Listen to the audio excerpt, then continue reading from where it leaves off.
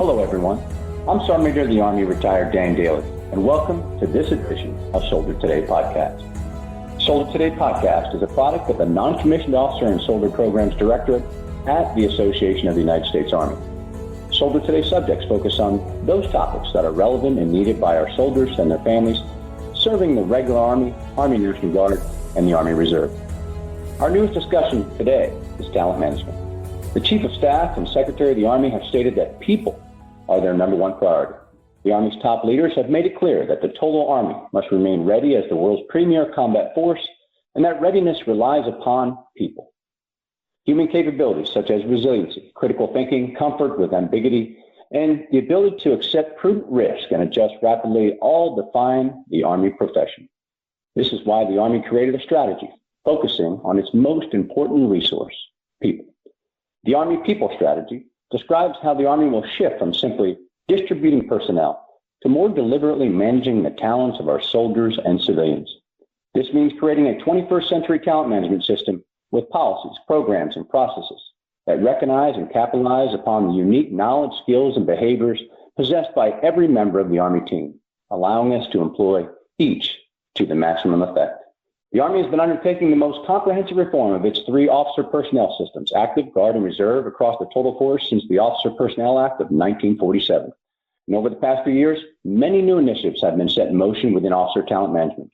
But what is the Army doing with regards to the management of talent across the non-commissioned officer corps? Here to talk to us today are two members of the Enlisted Talent Management Task Force. We are honored to have with us in our virtual studio Sergeant Major Robert Haynie and Major Jed Hudson. Sir, Sergeant Major, welcome to the Soldiers Today podcast. Thank you, SMA. We are living in some incredible times in the Army, people being the number one priority, and the Talent Management Task Force is working towards that number one priority, improving people. I think the Army is investing to build a 21st century data-rich talent management system that includes knowledge, skills, behaviors, and preferences. And now we're moving towards those talent management systems for non-commissioned officers, ultimately maximizing their potential and improving readiness across the Army, taking care of soldiers, and they will take care of the mission. I think that's one of the standing principles. Major Hudson? Thank you, SMA, for having us here today. I think talent management has incredible potential, and we are very excited to be here today and share this with you and your listeners. Well, gentlemen, thanks for being on the show today, and we greatly appreciate your insight on this important topic. Gentlemen, before we get started, I thought we'd begin by supporting the Sergeant Major of the Army's initiative, This Is My Squad, and reinforcing the Chief's number one priority, people. SMA Grinston has said time and time again, it's important to get to know the members of your squad. So you could share with us a little bit about yourselves. Where did you grow up, and why did you decide to become a soldier? SMA, I grew up in a small town in Nevada. It was surrounded by a large Army ammunition depot. The community and the folks had a lot of military pride and patriotism. I grew up outside doing outdoor activities, shooting, climbing, participating in Boy Scouts, and really I had a lot of love for my country. We used to travel about 2 hours away to the big city every other month to kind of go shopping and do those type of things. And one of the trips after I graduated high school, we went up and I was going to go to the recruiter station up there. The first one that we stopped at was a Marine recruiter, because I had always thought I was just going to join the infantry and kind of go into the Marine Corps. I went up to the door, and the actual door was locked, and I think they were either out to lunch or it was their day off. The Army recruiter had a door wide open. As I walked in, there was a pretty motivated Sergeant First Class that was standing there, greeted me, really kind of brought me in and made me part of the reception process and explained to me kind of all my options. And really from that point, he told me what the infantry was about, and it kind of lined up with what I wanted to do and the ways that I kind of grew up as a child. He was super motivated. He really helped me along the way. And then about 26 years later, I'm still happily serving in the Army, and the Army keeps opening its door to me every day. I really enjoy being a soldier, and I'm just happy to be here. I guess we're very beneficial for the Marines being out to lunch that day, because we got a great soldier. And sir, what about yourself? What can you share with our listeners? Well, I lived in several places as a child, but I claim Virginia as home. I always wanted to join the Army. Anyone that knew me as a child knew that I wanted to be a soldier. I love this country, and I'm fascinated with the history of our country, and in particular, the military history. My grandfather served in the Army, and my grandmother's brother was killed in the Korean War. And I was always very proud of both of those two gentlemen, their service and sacrifice. And I always knew that I wanted to follow in those footsteps. And to be perfectly honest, I always played soldier as a kid. I'm not sure I ever fully outgrew that, but I continue to serve today because I think I'm doing work that's worth doing. Well, sir, we appreciate your service and that of your families too, and obviously the sacrifices that your family has given to this nation. So thank you. Well, gentlemen, let's dig in. We hear the term talent management a lot these days, but I'm not sure we always know what it means.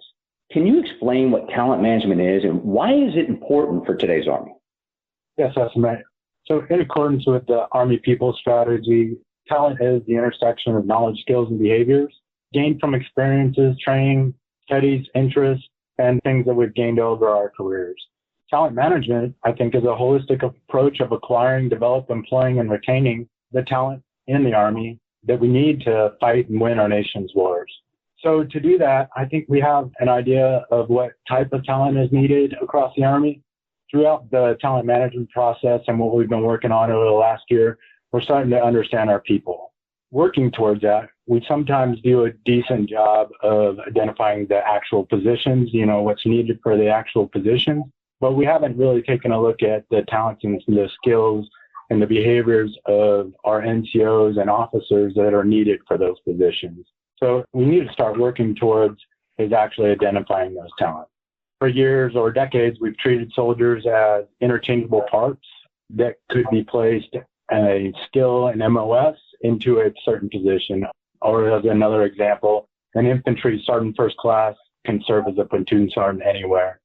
And that's just not the case anymore. I think as we move forward with this data-rich environment, we can gain more insights into individuals and start placing them into positions where they can best serve at the right time and improve our performance throughout the Army.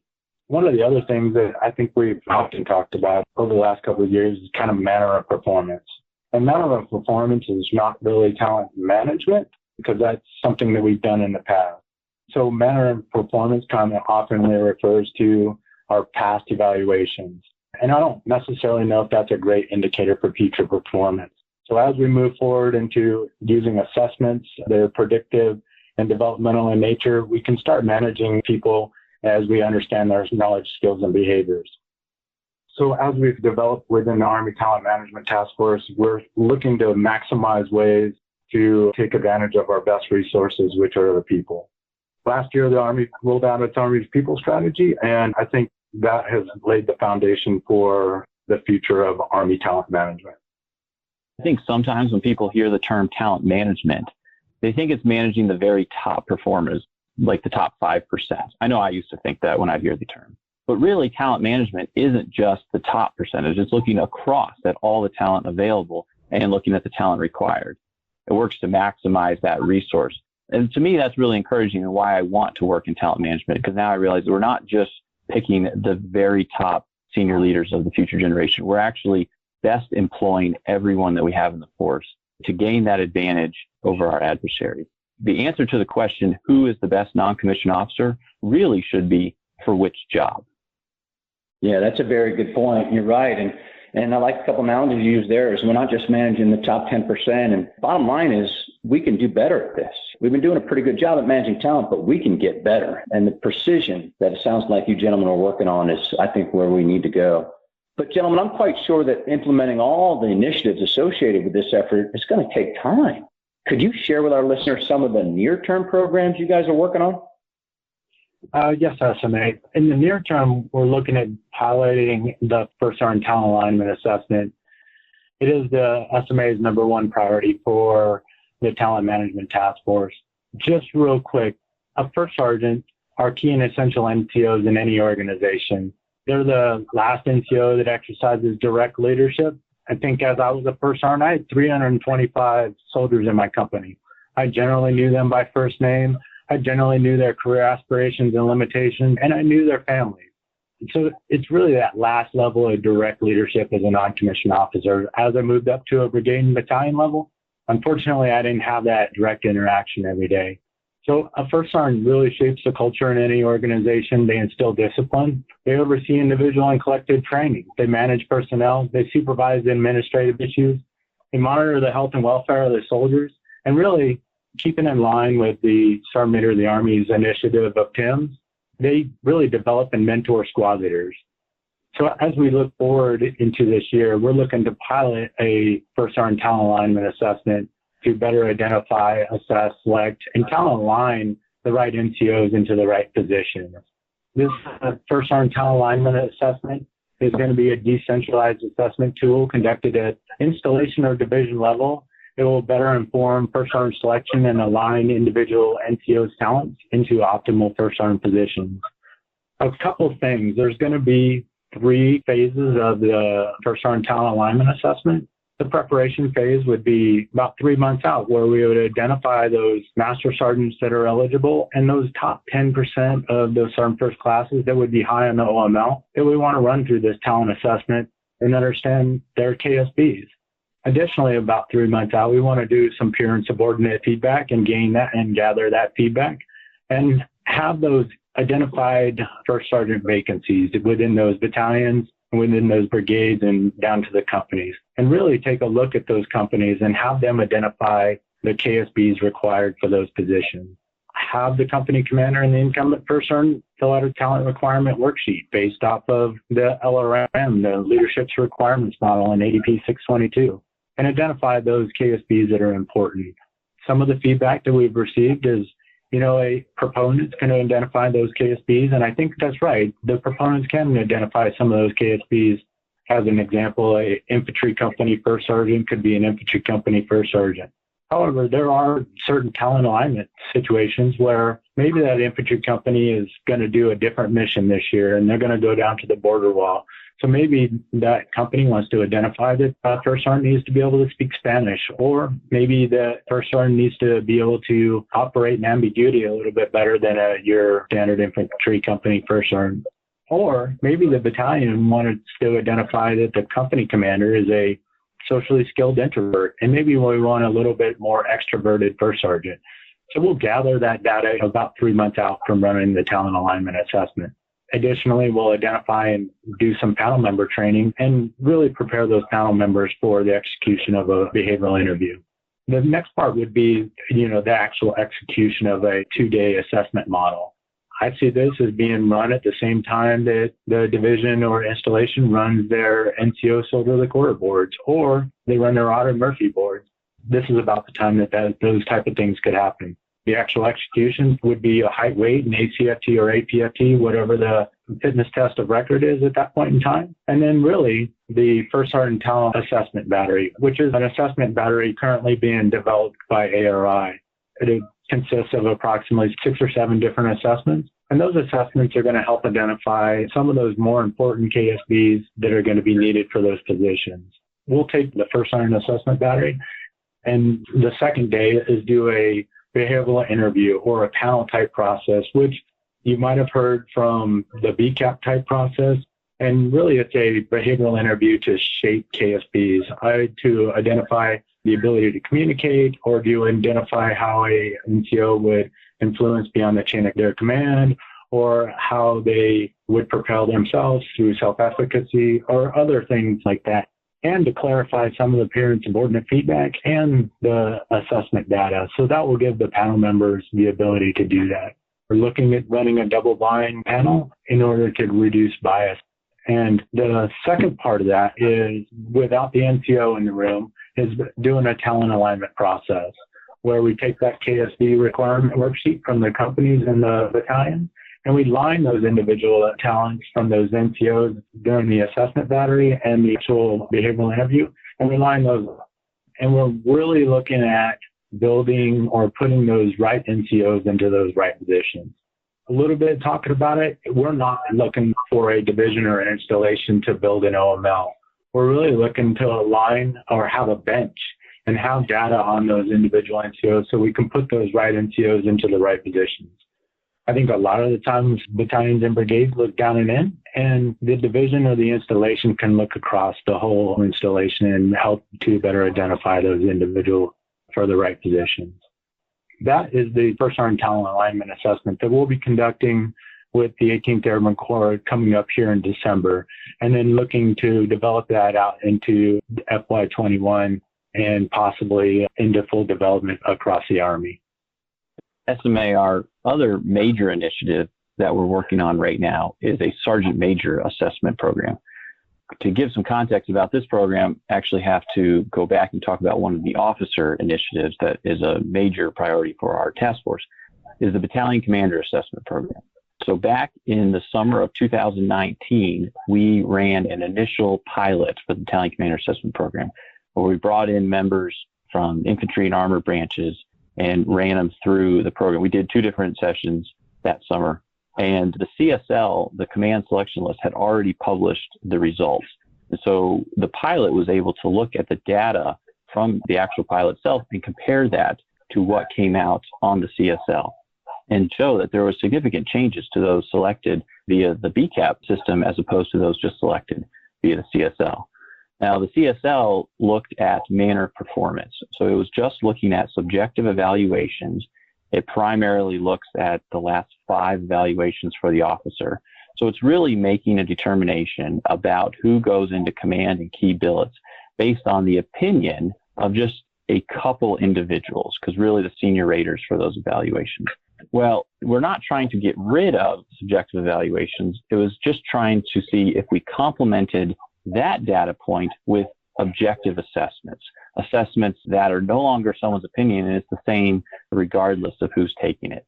And so there was the APFT, there was a series of cognitive and non-cognitive assessments and writing assessments and an interview.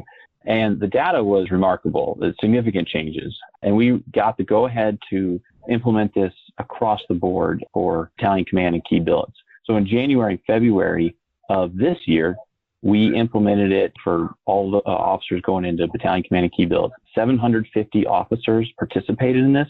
And at the end, there was a 34% change in those selected for command and key billet from BCAP, as opposed to if we had just gone with the CSL format. So now we're not eliminating one method for the other. We're complementing it. Both methods are still used. Both data points are still involved in the process. The end state is those selected for command and key billet are more physically fit. They're smarter. They're better communicators. They're less toxic. On top of that, 96% of the participants from January and February said that this is a better way to select battalion commanders. The results are truly incredible. And now for the fiscal year 22 BCAP, which is taking place in November, in addition to those competing for battalion command and key billet, we're bringing in acquisition corps officers, we're bringing in participants from our sister services, and we're running the very first Sergeant Major assessment prototype. So those participants are going to go through the BCAP process, and on the end of it, we're going to be looking at the data from this prototype to see what aspects of BCAP are worthy to be kept in a Sergeant Major assessment program, and what should be changed going forward as we select Command Sergeants Major. I would like to add a few things. Right now, we're currently down at Fort Knox, Kentucky, preparing to execute the BCAP. As you highlighted, the 14th through the 18th of November, we're going to be bringing Sergeant Majors through the BCAP. Those are currently the prototype. We're going to take 32 6 Sierras or pre-battalion Sergeant Majors and run them through the assessment of BCAP, which is going to have the same experience and use the same assessment model as the battalion commanders with a few minor changes. One of the minor changes is the AUSA tool. We're going to use the Leader 360, which is a little bit different. And then the other change is going to be the panel alignment at the end. We're going to take 3 nominative sergeant majors and 2 colonels and place them on the panels and really run the panels NCO specifically through the process. Those are about the only differences. So we'll take a look at the outcomes of the BCAP process and the SMAP process and see how we can implement them into future Sergeant Major assessment type processes.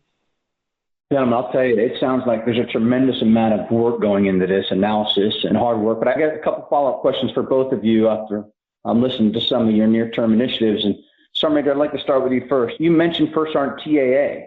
First Sergeant TAA sounds interesting, but it's changed. And we know that people resist that. This goes against how we've been managing NCOs at the company level for over 200 years. So the question, I'm sure, from many of our listeners out there is, why? Sergeant Majors know their NCOs and who they're going to place into position. Why would we need this program? SMA, I think we all have blind spots, and I think a lot of units have blind spots. As we started looking at the program itself, we analyzed out of the 3,456 first sergeant positions in the Army, approximately 567 of them were filled with sergeant first classes. And when we looked at the problem, there was 102% on master sergeants in the Army. We had 10,399 master sergeants in the Army at that time. I don't think we're necessarily going after to cure that problem. I think it's just a symptom of one of the problems that we were looking at. I don't think we see the entire population of master sergeants. As I was talking with some of my peers and some other senior sergeant majors in the Army, I think a lot of the times we look down and in from the brigade level and we think we have what we have. This first sergeant talent alignment assessment is really to look across the installation and identify those leaders that are capable and willing and have the right KSBs to serve in those first sergeant positions. We do know our NCOs to a point. Through doing objective assessments, we can gain more data to better align those talents of those individual master sergeants into the right first sergeant positions. Yeah, absolutely. Now, sir, in response to your SMAP description that you described for us, with sergeant majors now going through BCAP, are we going to be managing officers and NCOs the same? Many, I'm sure, will probably ask the question, are we just doing the same programs for NCOs now that have been running on the officer side for the last couple of years? And how is this different, or is it? So, SMA, I will say, first off, yes, there will be differences. But on the other hand, yes, we will use some aspects of the officer initiatives going forward. So let me clarify that answer a little bit. We are absolutely going to take the lessons learned and the expertise we've gained from initiatives on the officer side. I mean, I think it would be morally reprehensible not to take advantage of those lessons learned and that expertise. On the other hand, non-commissioned officers do need to be managed differently in some regards. So much more, in our opinion, should be kept at the brigade and battalion levels for decision making, and certainly much less should be centralized. So many of these initiatives that we work for the NCO side are going to be different for the NCOs as they are from the officers. For example, BCAP is primarily a filter out, meaning finding those that are not yet ready for command. And then its secondary purpose is the restructuring of the OML that I mentioned before. It does not align officers to which command they're going to take.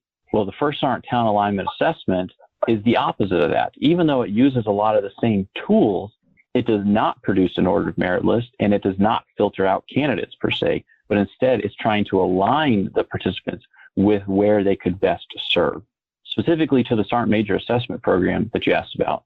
As I said before, BCAP is producing commanders that are more physically fit, smarter, better communicators, and less toxic. Isn't that something we also want for our command sergeant major population? I certainly believe it is. And so, yes, we want to take advantage of the tools and the expertise and the lessons learned we've gained with that, but the end state will look different. We're going to develop assessments that are validated for success at the senior non-commissioned officer level.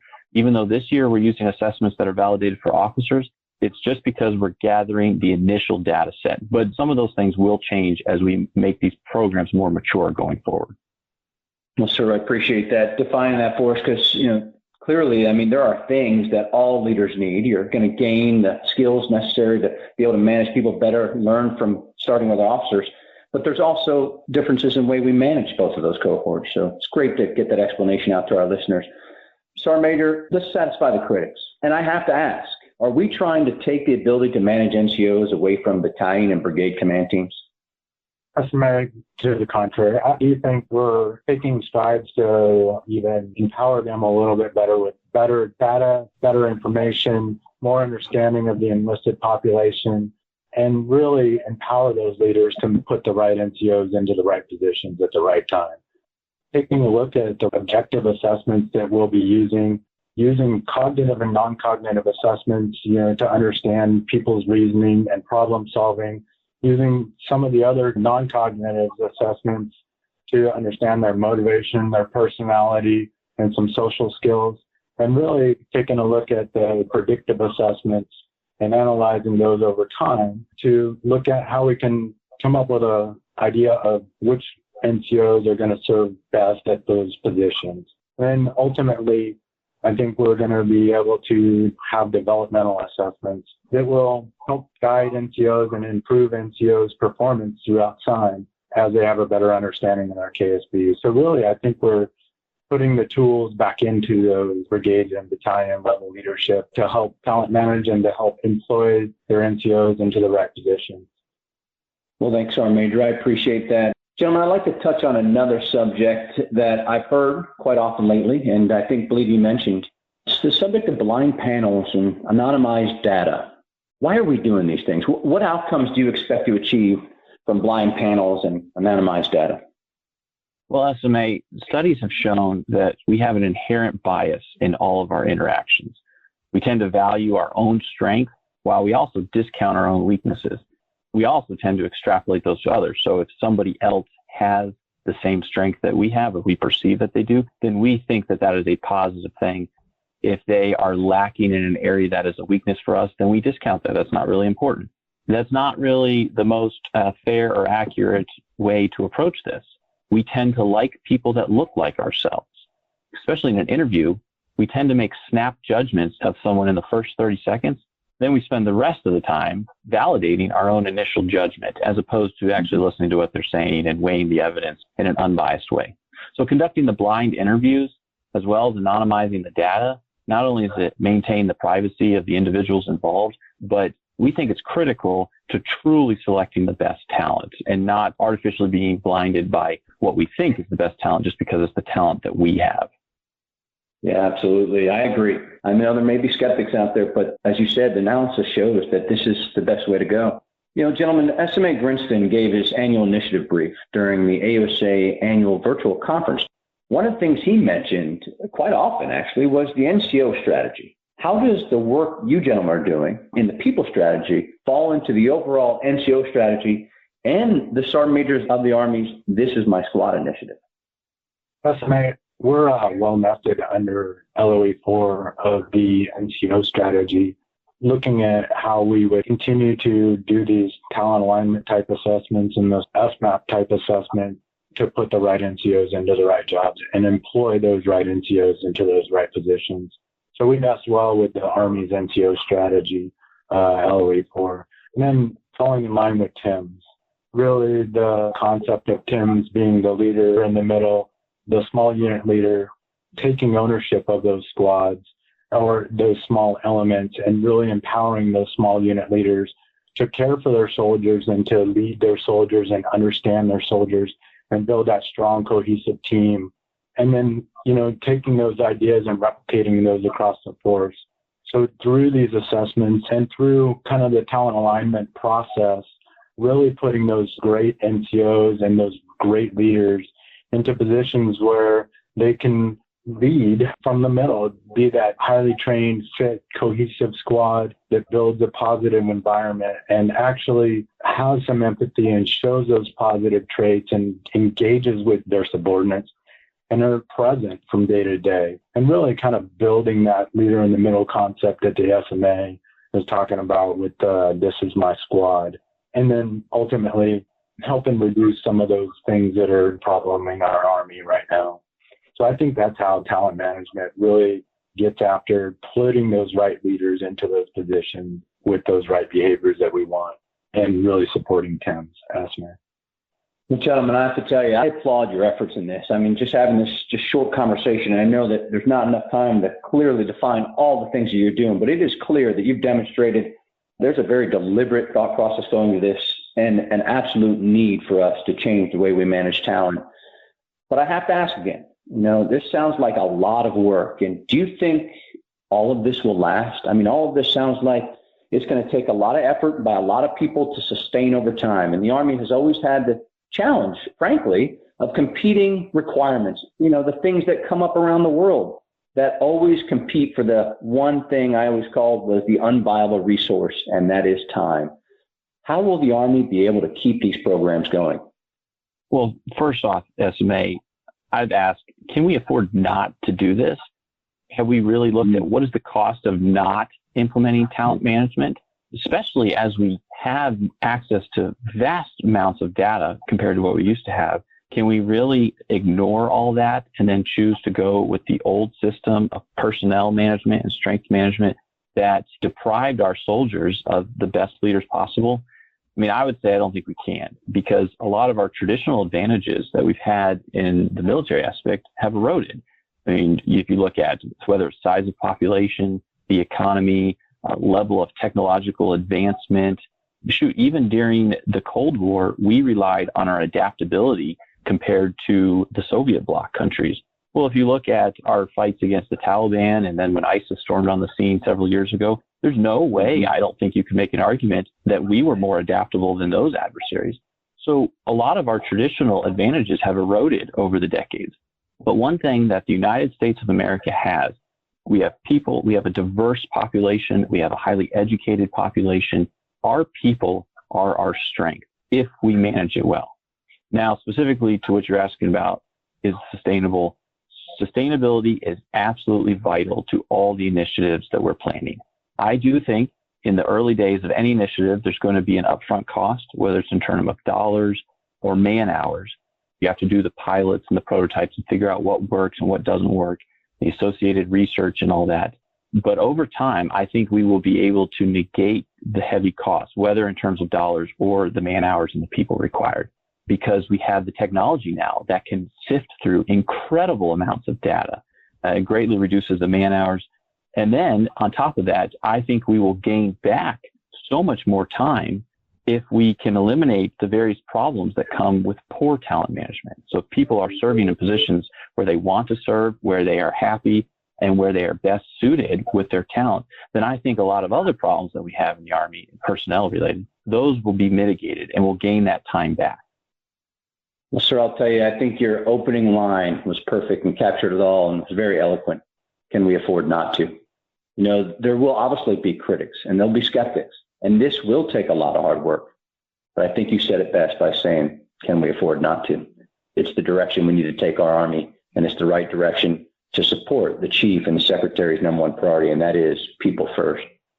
Gentlemen, many of our listeners are young soldiers and NCOs, and like us coming up through the ranks, many of them are planning to make the Army a career someday. And in doing so, they're always trying to figure out what it takes to be successful at each level. So what's next in the world of talent management? What can future generations of young enlisted leaders and even junior officers expect for the future? I think in the near future, there's going to be initiatives similar to the officers initiative on ATAP. We've already started with, HRC has already started with Ask EM, which gives the soldiers preference and transparency into future assignments. And really, we're looking at a future marketplace for NCOs that may be helpful in identifying those KSBs for those right positions. And then as we build out over time, is identifying a culture of assessment where we can take these certain predictive or developmental type assessments at our NCO PME or NCO PES and really start to cultivate those KSBs for future performance. And we're building that throughout NCOs' careers. One of the additional things we're going to look at is, junior NCO promotions. How can we improve those throughout a soldier's career? Well, Sergeant Major Haynie and Major Hudson, I know that there's a tremendous amount of material that you could cover with us, and it was a pleasure to have you both with us today. And unfortunately, we're running short on time, but we hope that you'll come back and join us again and fill our listeners in with the updates that are coming here in the near future and some of the statistics and analysis as a result of the hard work that you could share with us would be, I know, absolutely well received. But before I go, gentlemen, I'd like to give you the opportunity to say a few last words. Do each of you have any final thoughts you'd like to provide our listeners? And Sergeant Major Haynie, we'll start with you. Thanks for having us. It's been a real pleasure. These are really exciting times, and we're super energized and looking forward to getting out these talent alignment or talent management initiatives and taking the NCOs to the next level and really employing us to the greatest of our ability or the best of our ability. Well, thanks, Sergeant Major. Major Hudson? Stay tuned this next year to Enlisted Talent Management, everyone, because I think we have a lot of exciting changes in store. We're starting to invest in our people, and we're starting to invest in our junior non-commissioned officers. Well, there you go, ladies and gentlemen. Sergeant Major Haynie and Major Hudson, two of our finest working hard to make our non-commissioned officer and warrant officer corps better. Our time has come to an end to close this edition of Soldier Today podcast. And all of us here at the Association of United States Army want to thank Sergeant Major Haynie and Major Hudson for joining us today, sharing their stories and giving us an important update on enlisted talent management. As Army alums, I can say from all of us across the country, thank you. And thank you to the entire Talent Management Task Force for what you have done and all that you continue to do for our Army. To all our listeners, thanks for joining us. Be sure to subscribe to the Army Matters podcast on iTunes and everywhere podcasts are found. The Army Matters podcast series is brought to you by the Association of the United States Army, the U.S. Army's professional association, member-supported, Army-connected.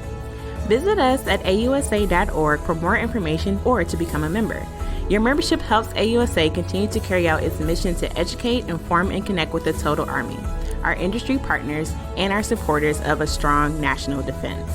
For questions or to provide topic recommendations, email us at podcast@ausa.org.